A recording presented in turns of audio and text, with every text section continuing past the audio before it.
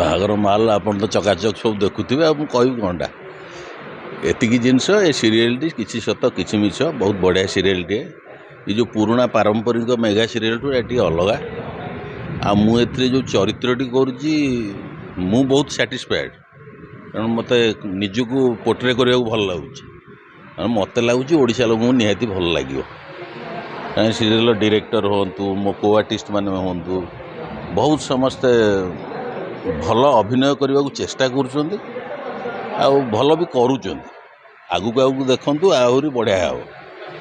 ଆଉ କିଛି ସତ କିଛି ମିଛ କଏନର ଏପଟ ସେପଟ ପ୍ରଥମରୁ କହିଥିଲି। ଦୁଇଟି ଝିଅଙ୍କ ଉପରେ କାହାଣୀ, ଗୋଟିଏ ଝିଅ ହିରୋଇନ୍ ଆଉ ଗୋଟେ ଝିଅଟି ତା ବଡ଼ ଭଉଣୀ। ଦୁଇ ଜଣ ଯାକଙ୍କର ଗୋଟିଏ ମୋଟୋ ହେଲା ଯେ ଆମେ ରିଭେଞ୍ଜ ନେବୁ। କିନ୍ତୁ ରିଭେଞ୍ଜ ନେବାର ଦୁଇଟା ଉପାୟ, ଜଣେ କହୁଛି ଭଲରେ ନେବା ପାଇଁ, ଜଣେ କହୁଛି ଖରାପରେ ନେବା ପାଇଁ। ତା ଭିତରେ ସାନ ଭଉଣୀଟି ବାହା ହେଇଯାଇଛି ଘରେ। ଆସ୍ତେ ଆସ୍ତେ କାହାଣୀ ଆଗକୁ ଆପଣ ଦେଖିବେ, ନିହାତି ଭଲ ଲାଗିବ।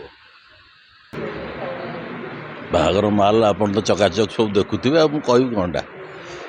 ଏତିକି ଜିନିଷ ଏ ସିରିଏଲଟି କିଛି ସତ କିଛି ମିଛ ବହୁତ ବଢ଼ିଆ ସିରିଏଲଟିଏ। ଏ ଯେଉଁ ପୁରୁଣା ପାରମ୍ପରିକ ମେଗା ସିରିଏଲଠୁ ଏହା ଟିକେ ଅଲଗା। ଆଉ ମୁଁ ଏଥିରେ ଯେଉଁ ଚରିତ୍ରଟି କରୁଛି ମୁଁ ବହୁତ ସାଟିସ୍ଫାଏଡ଼୍, କାରଣ ମୋତେ ନିଜକୁ ପୋର୍ଟ୍ରେ କରିବାକୁ ଭଲ ଲାଗୁଛି। କାରଣ ମୋତେ ଲାଗୁଛି ଓଡ଼ିଶା ଲୋକଙ୍କୁ ନିହାତି ଭଲ ଲାଗିବ। କାରଣ ସିରିଏଲର ଡିରେକ୍ଟର ହୁଅନ୍ତୁ, ମୋ କୋ ଆର୍ଟିଷ୍ଟ ମାନେ ହୁଅନ୍ତୁ, ବହୁତ ସମସ୍ତେ ଭଲ ଅଭିନୟ କରିବାକୁ ଚେଷ୍ଟା କରୁଛନ୍ତି ଆଉ ଭଲ ବି କରୁଛନ୍ତି। ଆଗକୁ ଆଗକୁ ଦେଖନ୍ତୁ ଆହୁରି ବଢ଼ିଆ ହେବ। ଆଉ କିଛି ସତ କିଛି ମିଛ କଏନର ଏପଟ ସେପଟ ପ୍ରଥମରୁ କହିଥିଲି। ଦୁଇଟି ଝିଅଙ୍କ ଉପରେ କାହାଣୀ, ଗୋଟିଏ ଝିଅ ହିରୋଇନ୍ ଆଉ ଗୋଟେ ଝିଅଟି ତା ବଡ଼ ଭଉଣୀ। ଦୁଇ ଜଣ ଯାକଙ୍କର ଗୋଟିଏ ମୋଟୋ ହେଲା ଯେ ଆମେ ରିଭେଞ୍ଜ ନେବୁ।